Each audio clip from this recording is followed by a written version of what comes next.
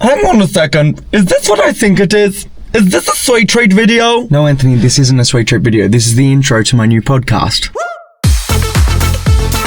Hello everybody, and welcome back to the Undiagnosed Show. I'm your host, Anthony Vulgaris, and it was great to know you guys. Bye. No.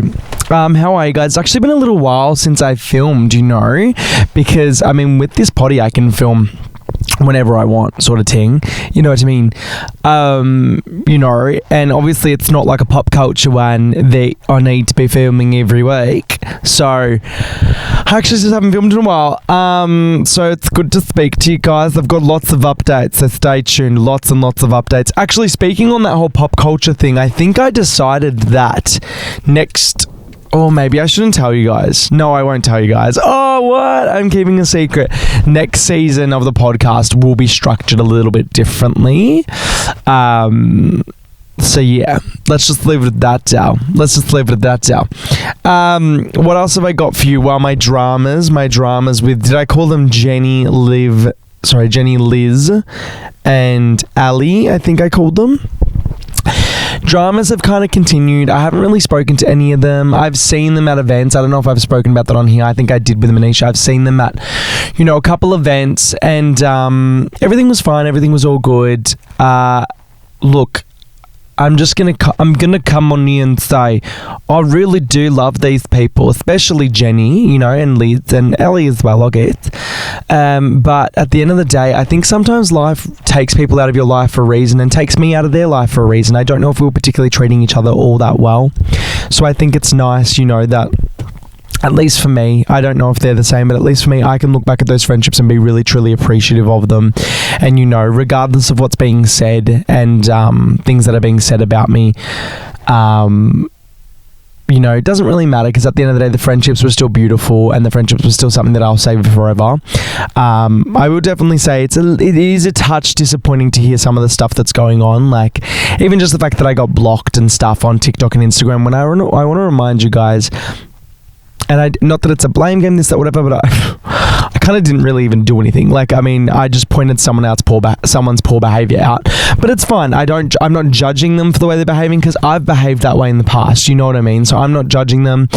It is disappointing, because when you love people and you spend so much time with them, you kind of hope that they won't do this kind of stuff. But at the same time, again, I completely understand it. We've all been in that situation. So that's that. What else have they done? Oh, that's the other thing about Jenny, Liz, and Ali that I will share my dismay for. I've heard about someone that they're bullying, or they're treating really poorly, which makes me really, really sad. It's another one of my friends, and it's like, I can deal with people treating me poorly. I really can. It's hard to hear, and it's hard to keep that sort of, unbiased approach when you hear someone you love getting mistreated. But again, they're on their journey. I'm on mine. I really do hope that they figure out what they're doing is wrong, and especially Jenny. I love Jenny with all my heart, very special person to me, so I really do hope that she can figure out that the way she's behaving is really poor, and no judgment for that. Again, we all behave like little shit cunts sometimes, no judgment at all, but I really do hope, I see so much potential in that girl, so I really, really pray that she can figure that out and reflect and go, fuck, I need to apologize to these people. I need to, fuck apologizing, change that behavior, so I don't repeat my mistakes. That's number one. Also, me saying I pray just reminded me I tried to turn religious. A few weeks ago, I was trying to turn religious. I just feel like religious people have it all figured out. I don't know if I've spoken about this on this podcast before. I feel like religious people just know what the fuck they're doing. When something goes wrong, they're like, oh, part of God's plan. And that's what I want to be a part of. You know what I mean? I want when something bad happens to be like, ugh, it was just a part of God's plan, and I can just alleviate all my stress because I'm like, God's plan. But then so many bad things happened that I was like, ugh, if this is God's plan, God's a cunt, sort of thing. like there was a crow that was injured that I kind of had to kill, so it wasn't in pain anymore. I saw a bunny get bit by a fucking snake, and it's like, oh, like passing out. And I'm like, if God exists, why is he like killing these poor little animals for no reason? And like, you know what I mean? Like, I do believe in God, but like I was just struggling in that moment. I think because I was trying to turn religious, it really didn't work out for me. It was real tough. But no, love and light really, like, honestly, I can't turn religious, but I also can't turn not as a believer in God. I believe in that motherfucker, you know what I mean? God is gay. No, stop. There was a full moon, and honestly, everything was just fucked. It was fucked. Everyone was acting feral. That's when I saw the dead crow. I saw the dead thing. I saw the dead this. I did that. Everyone was acting fucked. People did this. And I was just like, the world is a terrible place. Ever since then, my fucking energy, clearer than my vagina, like just so calm and so peaceful. I just feel so happy, you know. And look, that can be taken away at any moment, so I'm just fucking indulging in it right now and just enjoying my peace and quiet and my calm. Speaking of things in the past, like I was talking about Jenny, Liz, and Ali, I've spoken about him a lot of times on here. Jerry, right? My very, very first ex. I don't know, when at the conception of this podcast, for some reason I started having dreams about him again. I think I've spoken to you guys about it. He started popping back into my head. Mind you, I just want to remind you, I'm a fucking psycho, because Jerry was from 6 years ago. I've spoken to Jerry, but I mean, I was in a relationship with Jerry 5.5, 6 years ago. Jerry is in a relationship with a man, right? So me bringing all this stuff up and this coming up in my head and me having dreams about him, it is weird, right? And then, I don't know if I told you, but the psychic made a comment about him, yada, yada, yada, right? So speaking of this, so the psychic also made a comment to me. He said, I don't know if you remember, I was talking about the psychic a few weeks ago. You should remember. The psychic made a comment to me, David the Medium, shout out. He said to me, I think his episode, sorry, stop interrupting myself. Enough. That is rude. Enough.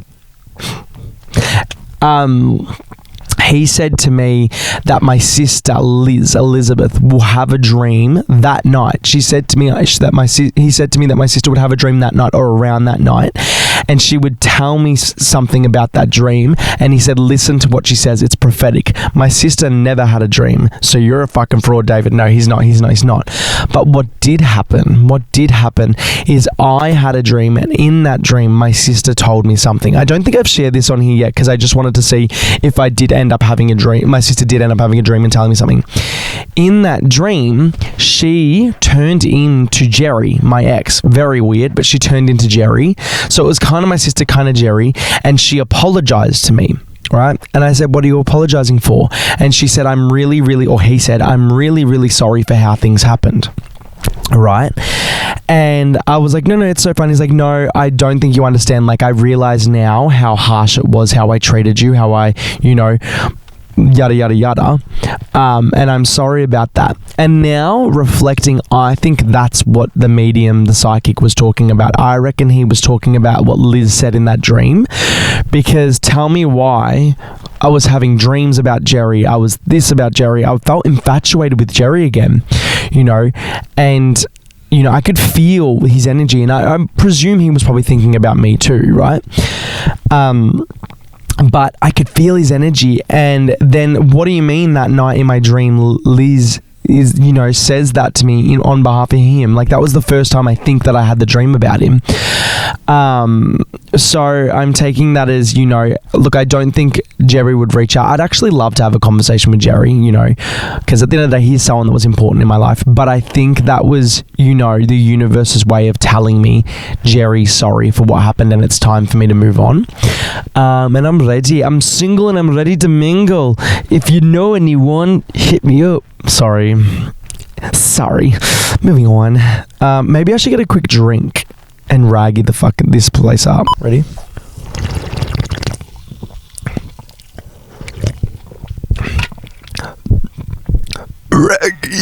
Raggy. Anyway, that's just raggy.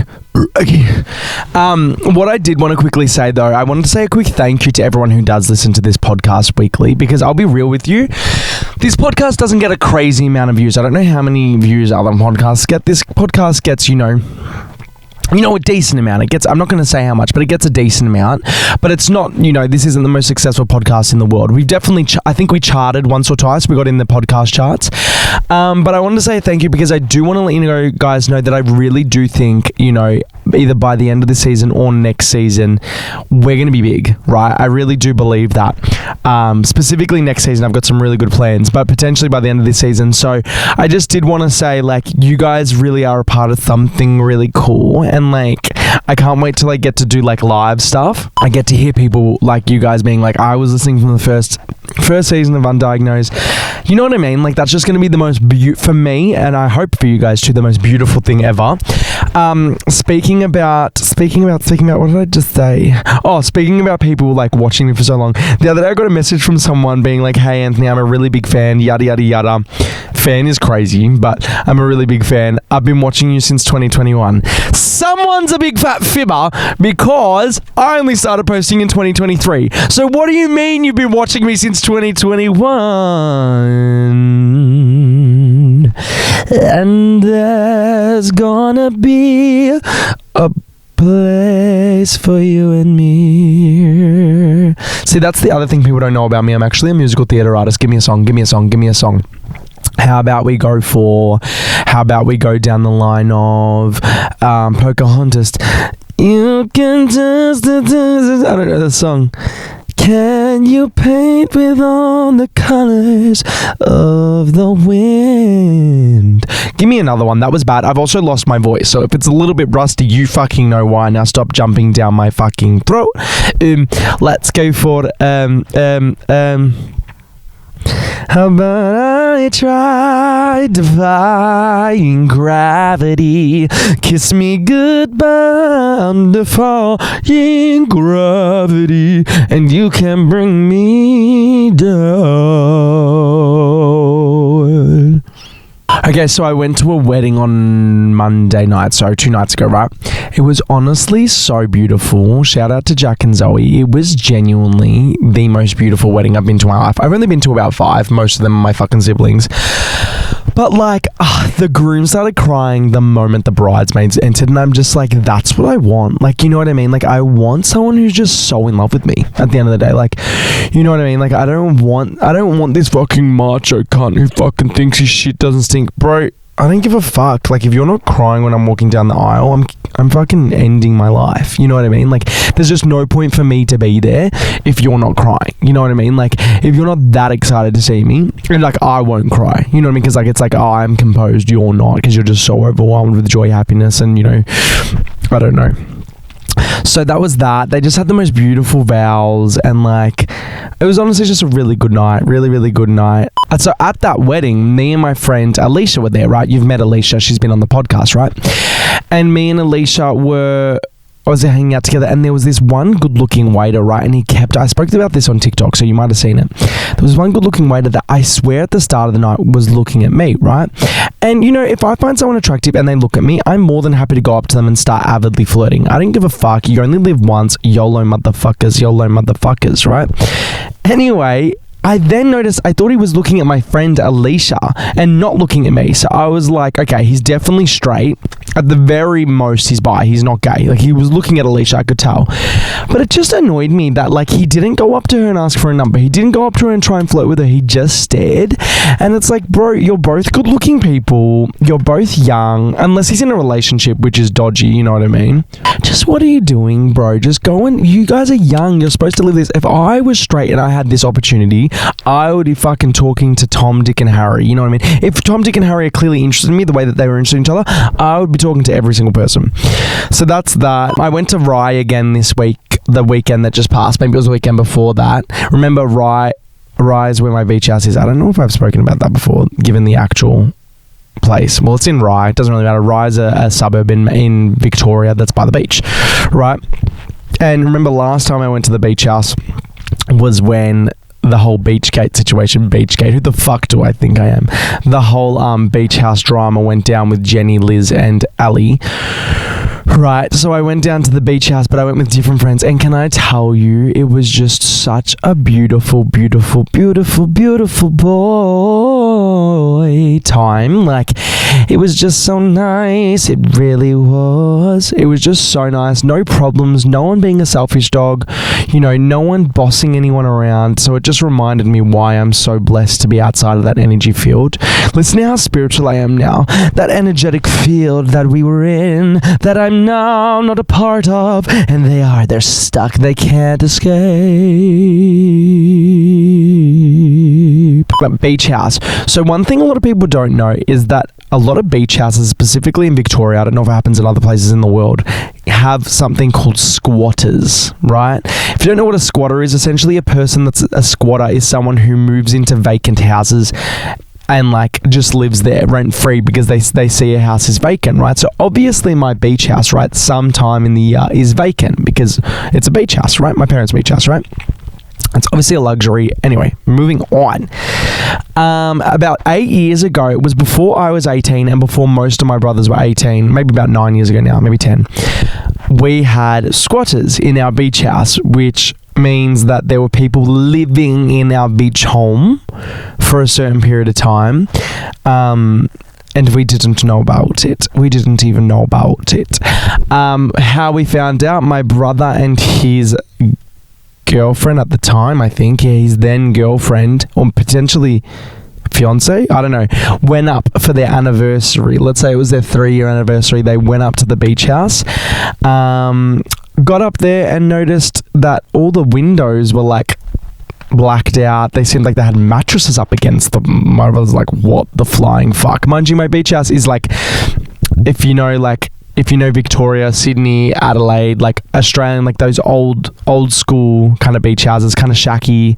It's beautiful. I love it. I'm very grateful for it, but it's not this beautiful homestead. So anyway, and my brother looks in the window, right, of my beach house, and he sees a man look out at him through the window. And so my brother went to the police. Turns out there were 40 fucking people staying in my beach house. 40 squatters living there, right? This situation was so fucked. When my mum spoke to the police said to my mum, we're really sorry, but squatters actually have rights. We actually can't kick them out. What? You can't kick people out that are fucking invading someone's home. And the police said, look, what we'll do is we will go in and we will try to kick them out. But if they aren't responsive, you have to take them to court. What the actual fuck? What do you mean you have to take these fucking criminals to court? The police rocked up to the door and they made an excuse up. The people lied. They were like, oh no, this is my auntie's house and we're staying here, yada, yada, yada. And the police were like, no, it's not. It's owned by... And they were like, no, this is my auntie's house. The police couldn't do anything. Anyway, eventually it worked out that the police managed to get them out, thank God. So my mum went up on the day that they're all going out because the police said, before we fully get them out and kick them out, you need to come through and see if there's anything in that house that's yours that you still want to keep, because I want to tell you guys, we went there for 3 months. Now I go up pretty much once a week, once every 2 weeks, but we weren't there for 3 months, right? So that meant that they were there for 3 months, right? So they damaged all of our stuff, right? Really fucked. And so the police said, you need to go in and have a look and see if there's anything you want to keep. And my mum was born and raised in a very poor area. She's done very, very well for herself. Her and my dad have built a beautiful life for us, but that woman is rough as guts. So she's walking in and there's this lady sitting on the veranda like this fucking, I'm gonna say junkie. It's probably an offensive term, but in Australia that's just like colloquialism for like a drug addict, right? There's like a junkie sitting there like this having a smoke. And my mum's looking at her, and the lady says to my mum, she's literally at my mum's house. Like, my mum owns this home. The lady goes to my mum, what the fuck are you looking at? to my mum. And my mum goes, what the fuck are you looking at, you fucking dirty dog? And my mum starts fucking losing her shit at her. My mum's like, you're a fucking pig. And the police had to like get my mum. They're like, Lisa, come on, just go through their house and see if there's anything you want. And look, I couldn't do that because I'm not a psychopath, but I also really respect my mum for doing that. You know what? Have the balls. Who the fuck does this fucking dumb bitch think she is? You know what I mean? Like, who the fuck? You're literally a criminal in someone's home and you're saying to her, who the fuck do you think you're looking at, you dumb bitch? You know what I mean? Like, you, a criminal in my home, that's who I'm looking at. Anyway, long story short, when I went through, there was really nothing left of our stuff, which is really sad because we had all our childhood memories there. But it's fine. Privilege is privilege at the end of the day. Whatever happened, and like, we got them out and we had to have it renovated and all that kind of stuff because they were doing meth. Yes, they were. And what happens when you do meth in a home? It sticks to the furniture, it sticks to the carpet, it sticks to the walls, it sticks to the floor. It was fine. We were lucky enough that we could. I'm going to call this person Jerry 2.0. I think that's what I've called him in the past. I don't know if I've ever come on here and told the story of Jerry 2.0. Jerry 2.0 is the person that I dated after I dated Jerry, right? And I was in love with Jerry, obsessed with Jerry. Jerry 2.0 kind of looked like Jerry, right? And me and Jerry 2.0 would joke about that. Jerry 2.0 I dated for 2 weeks before I told him I didn't want to date him anymore, right? I really liked Jerry 2.0. It's just I knew there was no emotional click for me. I knew there was no spark.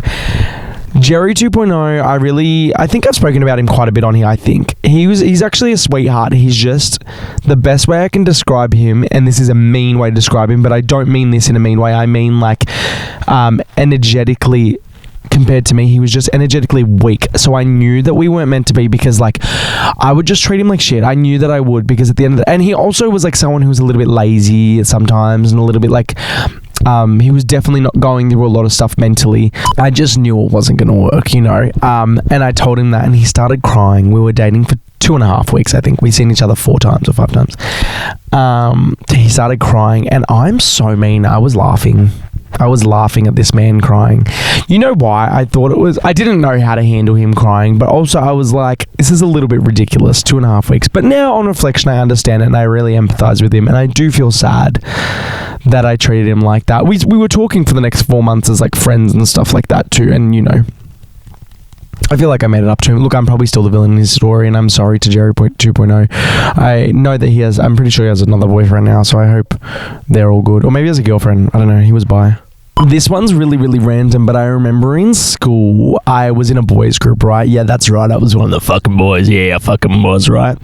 And I remember one time, one of the boys in the group was really fucking boring. He was so fucking boring.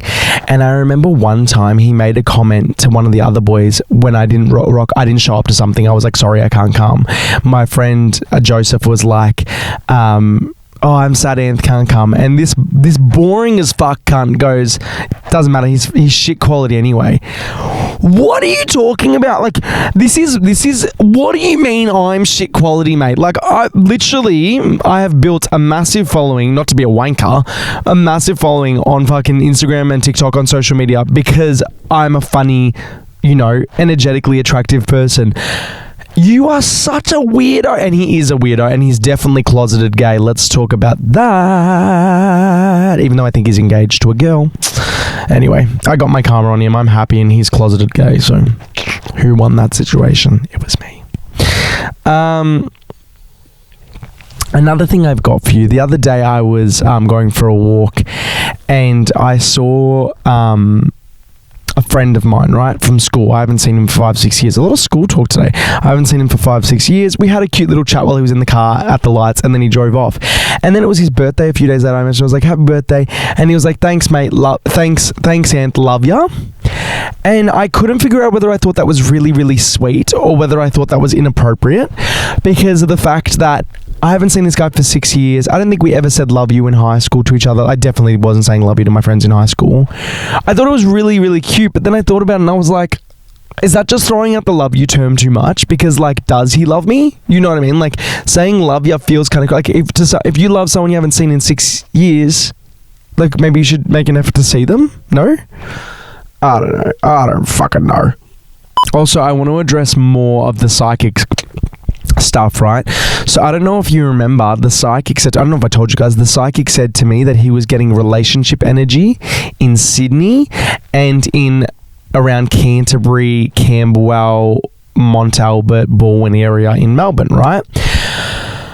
Which was all well and good, all amazing. I'm okay with that. Jerry lived in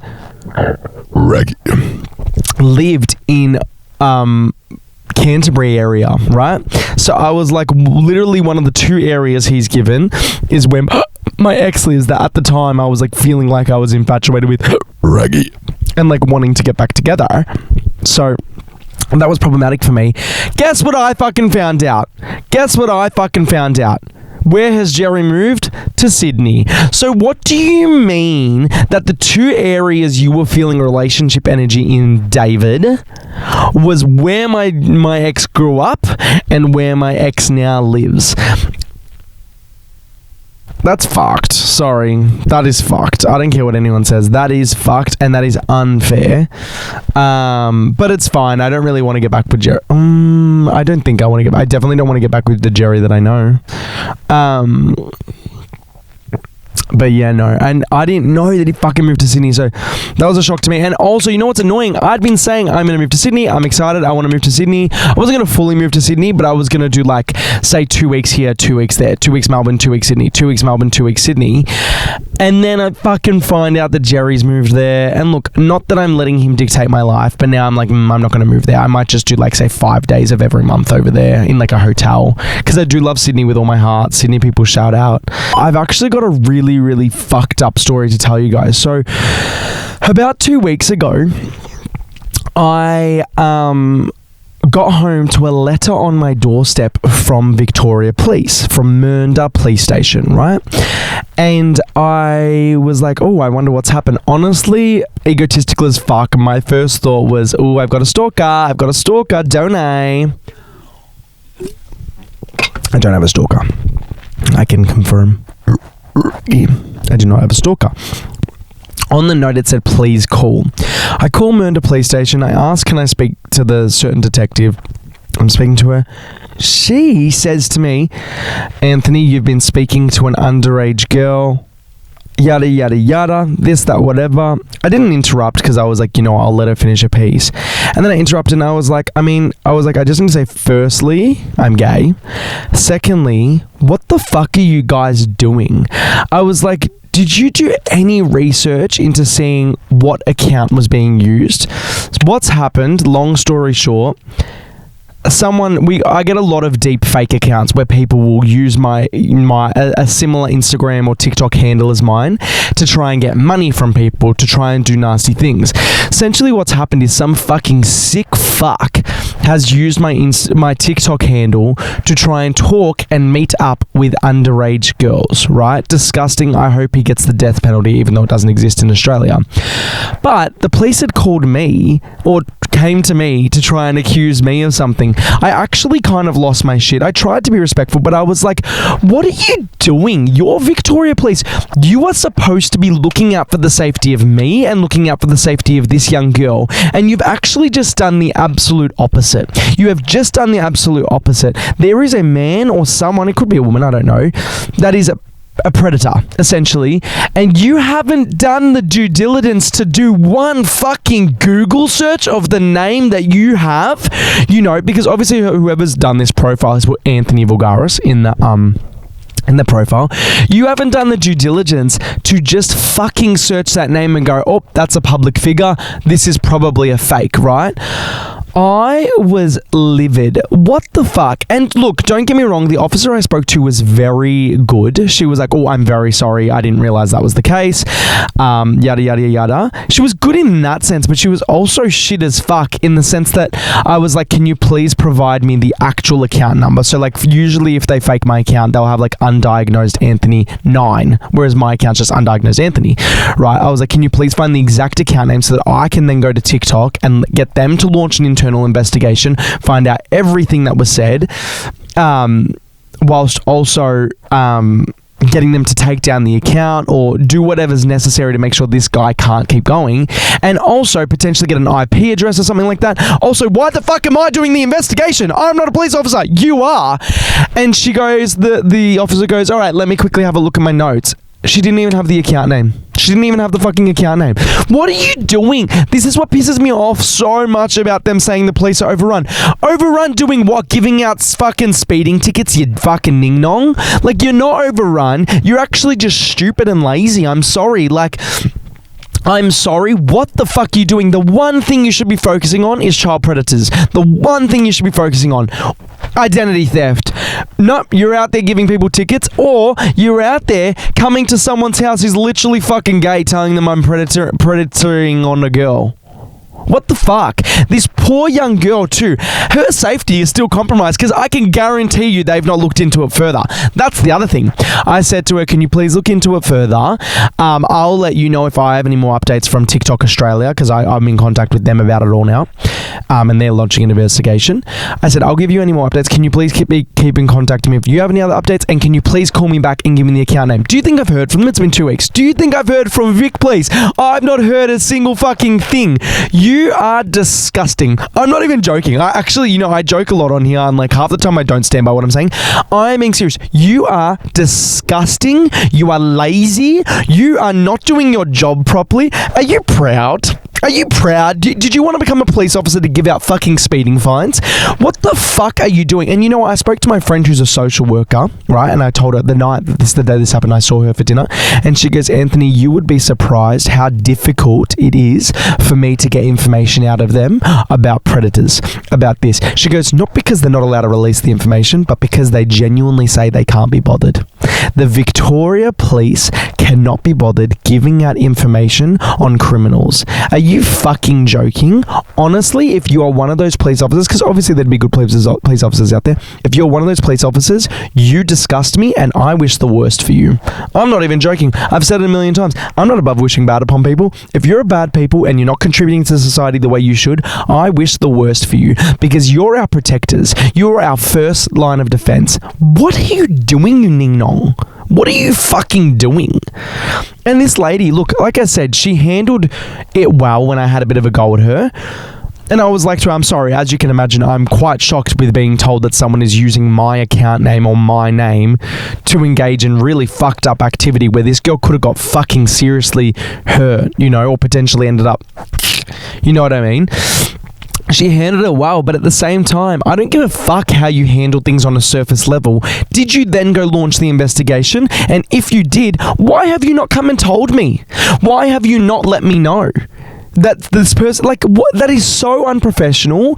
And honestly, I actually lodged a complaint and a report against them and requested an apology, because I'm sorry, that's really fucked up. That's really fucked up, Really, really random. What car do you think like Ariana Grande or Taylor Swift drives? Because I don't really see Ariana Grande and Taylor Swift driving like a Ferrari.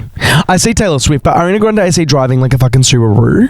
You know what I mean? Like, I don't see them driving, like, I was just thinking about it and I was like, I don't see Ariana Grande being too flashy with it. You know what I mean? That's another thing. Did I ever tell you guys about Caleb? Did I ever talk about Caleb on here? So Caleb was the straight guy I was seeing at the start of the year with the girlfriend. I think I did speak about this. So I was seeing, I'll quickly give a rundown again if you've forgotten. So I was seeing Caleb for about 3 weeks. Caleb lived in Perth. I was a big fan of Caleb. We had a really cute connection. He was really nice. He was supposedly moving to Melbourne, yada, yada, yada. Whatever. I found out he had a girlfriend. I brought it up to him. He's like, yeah, I do. And I was like, okay, well, we can't talk anymore. He's like, why? Let's still talk. Let's be friends. And I was like, because we don't talk as friends. We talk as if we're more than friends. He's like, nah, we're just friends. Anyway, cut him off. He still messages me from time to time. The other day, I was trying to find, another part to the story, kind of separate but the same story. I also spoke last year to this guy called Kai, right? Kai is his real name. Kai is a singer. He's awesome. Kai's awesome. Long story short, I met him at an incursion at the school that I used to work at. He was one of the staff members helping out. We flirted, got along, started messaging. Didn't really work out. I just don't think we have much in common. Anyway, I was scrolling through Kai's TikTok page because Kai posts singing videos because he's got a beautiful, beautiful voice. And I was posting through Kai's page and I saw one and I clicked on it. I listened to the singing and I think to myself, I know this voice from somewhere. This is a beautiful voice. Hang on a second. This is Caleb's voice. What do you mean Caleb was putting blacked out screens stories on his private story on Snapchat of him singing? Hang on. Raggy. That was a good one. And it wasn't even him. It was not even him. It was Kai.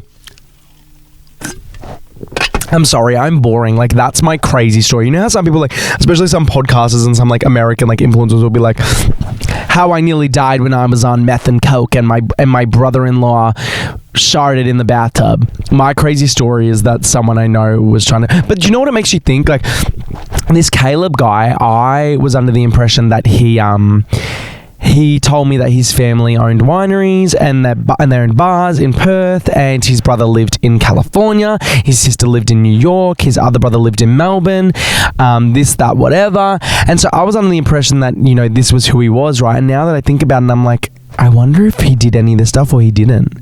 You know what I mean? Like, I wonder if any of that was true because, I mean, he lied about the singing clearly.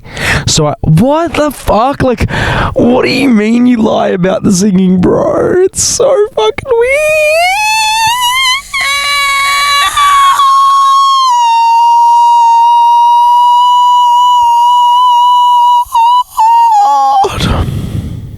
Dance break.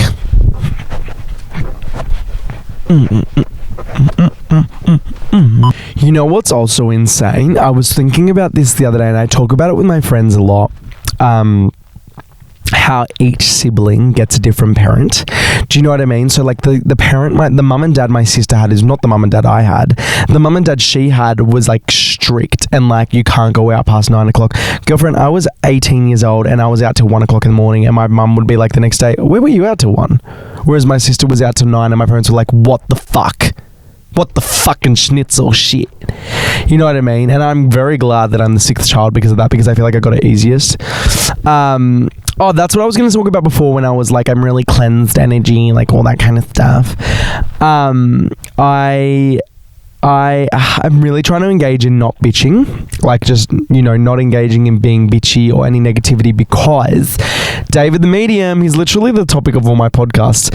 He said to me something that I found so profound and so beautiful that I genuinely think about on a daily basis. He said to me, the universe does not owe you a fucking thing.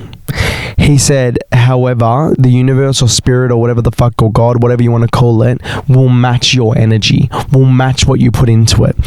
So I thought to myself, I really, you know, and I feel like I used to be like this. I was really careful about how I treated people and how, you know, what energy I put out there into the world, because I'd never wanted to put out something that I could then receive. Whereas I feel like I'd just been so careless with my energy, bitching, gossiping. And like, I'm actually done with that. Like, I'd rather just, you know, be the best person that I can be. Person. So I'm trying to be the best person that I can be. And honestly, can I tell you, it is so nice. Being a good person is so fun and beautiful and fresh. Oh, there was this other thing I saw on TikTok the other day that was so important to me. This girl who studied quantum physics for like 2 years was like, I studied quantum physics for 2 years. Let me give you what it is in 60 seconds. Now, if you don't know what quantum physics is, neither do I. But I'm pretty sure it's essentially like, you know, like the science behind spirituality and like energy and like all that kind of stuff. I could be wrong. I've been wrong once before in my whole entire life. But she said something that was so profound, and I keep thinking about it, and I've applied it to my life, and I think it's so beautiful. She said, she said, no human actually experiences reality. You experience your nervous system. And then she said, let me re-say that. You do not experience reality.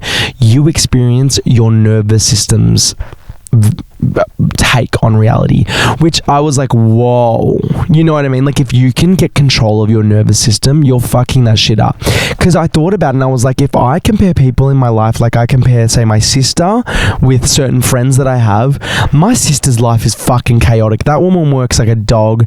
She's got 4 kids. She got a massive house, but her life, her experience of life is so beautiful. It's not miserable. It's not chaotic. It's actually really nice. Don't get me wrong, there's chaos, but it's beautiful chaos.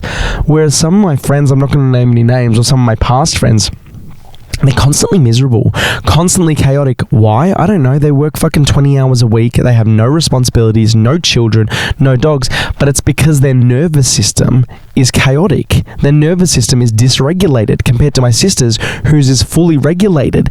They're not experiencing their reality. If you were to compare my sister's life to this friend's life or these friends' lives, my sister's, technically in reality, is far more chaotic, far more demanding. But for some reason, her experience is not that. Do you know what I'm saying? Is that not the most profound thing you've ever heard in your life? Anyway, so this girl was also saying, she was saying how energy is so important, yada, yada, yada. And she was like, that's why it's so important for you to believe in what you want. You can't be saying or thinking, I want this. You have to be thinking, I deserve this. I'm gonna have this. I will be this, because at the end of the day, that's your nervous system, right? Your nervous system is what you feel, what you believe, right? Whereas reality, you know what I mean? So you have to get your nervous system on board before it can be, accompanied by reality. Isn't that just so incredible? I just really do feel like, and I mean this in the least self-indulged way, I really do just feel like there's such big things coming my way with regards to the entertainment industry. I really feel like next year I really am going to get into singing and acting quite heavily. I do feel like that's going to take off quite well. I could be wrong. I don't think I am. Never really been wrong. And I feel like I wish literally the people that view this podcast, there's probably a few thousand of you, maybe more. I wish that I could sit down with each of you and be like, thank you. I just feel like it's so special that people have been here and I've been with you. And then true, think about it, you guys, say you're at uni right now, or you're in school, say this all happens in 5 years time, right, that I reach this certain peak that I want to be out of this certain part, you guys will be progressed in your careers, and it's kind of we grew up together, and that's what I mean when I say I wish I could meet you, because you guys obviously going to be there for my journey, but I wish that I could see your journey, because I love journeys and I love people. I really do believe, I said this last week, I really do believe my purpose on this earth is to connect with people and be with people, because I just love people. That's literally all that I love. My biggest hobby is people. So again, thank you. I actually can't express how grateful I am enough, because I do feel like we're going places, you guys. I wonder if there's any sort of way that I guess a live show, I can do a meet and greet sort situation. You know what? Maybe at the start of next year, I'll do some sort of meet and greet in Melbourne, Sydney, Adelaide and Brisbane. You know what? Maybe I'll do that with a really cheap entrance fee. That way it's all covered, because I could do it for free. Just claim it as a business expense. I'll figure that out. You guys don't need to worry about that. But I really, really love you guys. Have the most beautiful, beautiful week, and I'll see you next week.